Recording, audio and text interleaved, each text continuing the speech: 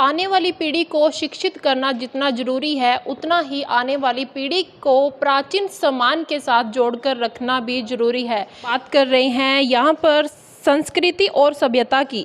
आपको बता दें कि जितना युवा पीढ़ी को आप संस्कृति और सभ्यता से जोड़कर रखेंगे, उतना ही उनके लिए फ़ायदेमंद है।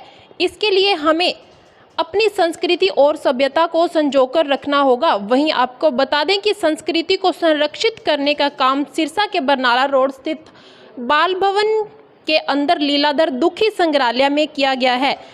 जी हाँ, इस संग्रहालय में हड़प्पा कालीन और मुगल कालीन सहित अनेक पुरानी चीज़ें हैं जो यहाँ पर संजो कर रखी गई हैं। आपको ये भी बता देते हैं कि इस संग्रहालय में हरियाणवी सभ्यता व संस्कृति का आईना है, यहाँ पर साफ दिखाई दे रहा है। और इस संग्रहालय को देखने के लिए सिरसा में स्कूलों और कॉलेजों के छात्रों की भी लगातार भीड़ है वो लगी रहती है।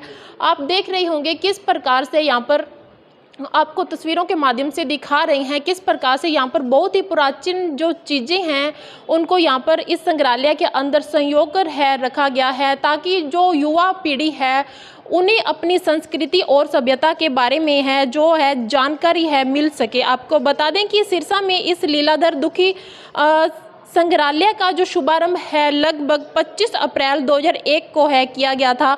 और इस संग्रहालय को स्वर्गीय लीलाधर दुखी ने अपने प्रयासों से शुरू किया था। और बताया ये भी जा रहा है कि लीलाधर दुखी की पुरातत्व में अधिक रुचि थी और इसी को लेकर उन्होंने हजारों की संख्या में दुर्लभ हस्तलिखित ग्रंथ, मूल्यवान प्राचीन सिक्के, हड़प्पा कालीन मूर्तियाँ और आदि ऐसी चीज़ें हैं जो यहाँ पर उन्होंने संजोकर इसके अंदर रखी हुई हैं। यहाँ पर जो एक संग्रहालय है उसके अंदर यहाँ पर भिन्न भिन्न प्रकार की जो चीज़ें हैं आपको तस्वीरों के माध्यम से दिख रही होंगी। तो यहाँ पर जो बाल कल्याण अधिकारी पूनम नागपाल जी हैं उनसे बातचीत करते हैं कि उनका क्या कुछ कहना है और ये संग्रहालय के बारे में उनके क्या विचार हैं और इस संग्रहालय के अंदर किस किस प्रकार की यहाँ पर चीज़ें हैं प्राचीन समय की जो यहाँ पर इकट्ठी करके हैं युवा पीढ़ी को दिखाने के लिए रखी गई हैं। यहाँ पर एक संग्रहालय बनाया गया है, कब इसका शुभारंभ हुआ जी? इसका शुभारंभ 26 अप्रैल 2001 को किया गया था जी। और यह जो संग्रहालय है लीलाधर दुखी स्मारक जो थे, जो जिनकी पुरातत्व में काफ़ी रुचि थी, उन्होंने यह यहाँ पर जितना भी उनका सामान था यह स्थापित करवाया था लीलाधर दुखी स्मारक ने। और जो भी थेड़ से भी जो चीज़ें निकली थी वो भी यहाँ पर लाई गई हैं। इसमें बच्चे स्कूल से आते हैं, यूनिवर्सिटी से भी आते हैं और मेडिकल कॉलेज राजेंद्र है वहाँ से भी आते हैं देखने के लिए, क्योंकि बच्चों के लिए जितना शिक्षा का होना ज़रूरी है और उतना ही उनको अपनी पुरानी संस्कृति से भी जुड़े रहना और उनकी एक उत्सुकता होती है। कई बच्चों को हम देखते जैसे ही वो आते हैं कि हमारी पुरानी संस्कृति कैसे थी, तो यहाँ संग्रहालय में आकर उनको सब चीज़ों का आभास हो जाता है कि हमारी जो पुरानी संस्कृति है वो इसमें, क्योंकि इस संग्रहालय में मुगल कालीन, हड़प्पा संस्कृति और यहाँ पर धार्मिक ग्रंथ और जैसे कि अनाज कैसे स्टोर करते थे इसमें वो सभी चीज़ें, और बच्चों को जैसे पहले कैसे खेलते थे, जैसे मिट्टी के बर्तन हैं, मिट्टी के खिलौने हैं, तो ये सब चीज़ें उनको देखने में यहाँ पर मिलती हैं। तो मैम आप थोड़ा सा बता सकेंगी इस संग्रहालय के अंदर कौन कौन सी चीज़ें हैं जो आज भी देखने को मौजूद है? इसमें एक तो अनाज जो भरा जाता था पहले, उसमें जैसे बहुत बड़ा जिसको हम मटका कह सकते हैं बच्चों के आज के, उसमें तो अनाज को कैसे वो किया जाता था, रखा जाता था पहले टाइम में।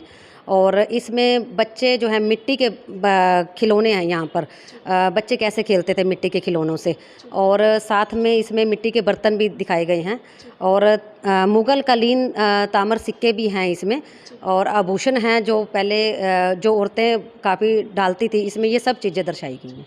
मैम कहीं ना कहीं देखा जाता है जो प्राचीन संस्कृति है वो कहीं ना कहीं पूरी तरह से लुप्त होती जा रही है। लुप्त नहीं कह सकते हम, क्योंकि अगर बच्चों को कुछ देखना है तो वो हमारे संग्रहालय में सब कुछ मौजूद है। ठीक है, टाइम के अनुसार सब कुछ चेंज है, लेकिन अभी भी हमारे संग्रहालय में वो पुरानी संस्कृति से जुड़ी और एक हरियाणवी सभ्यता सब कुछ यहाँ पर हमारे संग्रहालय में देखने को मिलता है। अगर आजकल की युवा पीढ़ी की बात की जाए, पूरी तरह से जो फ़ोन है उसके अंदर है, जुड़कर रह चुकी है, उन युवाओं से आप क्या अपील करना चाहोगे?